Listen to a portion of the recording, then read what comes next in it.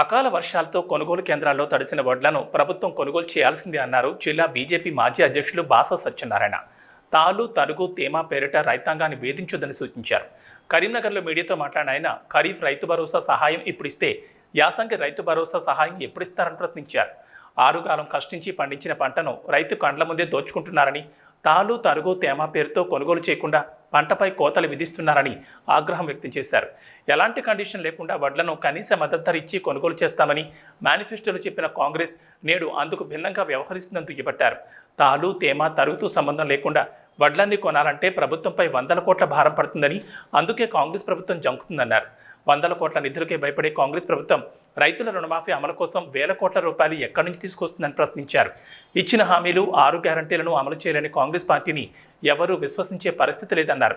December కల్లా రైతుకు 2 లక్షల రుణమాఫీ, వడ్లకు 500 రూపాయల బోనస్, ఎకరాకు 15,000 రైతు భరోసా ఇస్తానని చెప్పి అధికారంలోకి వచ్చాక మొండి చేయి చూపి మోసం చేసిన కాంగ్రెస్ పార్టీకి రైతుల ఓట్లు అడిగే హక్కు లేదని దుయ్యపట్టారు.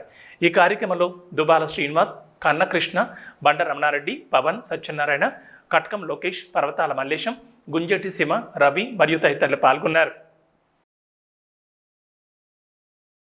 వడ్లనన్నింటి కూడా కొనుగోలు కేంద్రాలలో ఆ కేంద్రాల్లో ఉన్నటువంటి సహకార కేంద్ర అధికారులు కానీ ప్రభుత్వం నియమించిన వాళ్ళు ఎవరైనా కూడా వాటిని వెంటనే కొనకుండా రాత్రింబవళ్ళు ఆ కళ్ళాల వద్దనే ఈ యొక్క రైతులు వాళ్ళు ఉండడం జరుగుతుంది. ఈ కారణంగా వాళ్ళు ఇమ్మీడియట్గా కొనకపోవడం కారణంగా అకాల వర్షాల వల్ల వాళ్ళు తెచ్చినటువంటి కష్టపడి పండించిన పంటంతా ఈ యొక్క కొనుగోలు కేంద్రాలకు తెచ్చి అక్కడ ఇమ్మీడియట్గా ప్రభుత్వం కొనుగోలు చేయకపోవడం వల్ల అకాల వర్షాలతో అవన్నీ కొట్టుకపోవడం, తడవడం, పాపం నానా ఇబ్బందులకు గురవుతున్నటువంటి విషయం మనం ప్రత్యక్షంగా చూస్తూనే ఉన్నాం. రణబేరి అనే ఒక కార్యక్రమంలో భాగంగా నిన్న వడ్ల కల్లాల సంబంధించి ప్రతి మండలంలో వడ్ల కల్లాలను మన భారతీయ జనతా పార్టీ కార్యకర్తలు సందర్శించడం జరిగింది. అలాగే ఈరోజు అన్ని మండల కేంద్రాల్లో మరియు అసెంబ్లీ కేంద్రాల్లో ఈరోజు ప్రెస్ మీట్లు పెట్టడం జరుగుతుంది. అలాగే రేపు జరగబోయే కార్యక్రమంలో కూడా మన తహసీల్దారులను వాళ్ళకు వినతి పత్రాలు, అలాగే కలెక్టర్లకు వినతి పత్రాలు అందజేయడం జరుగుతుంది.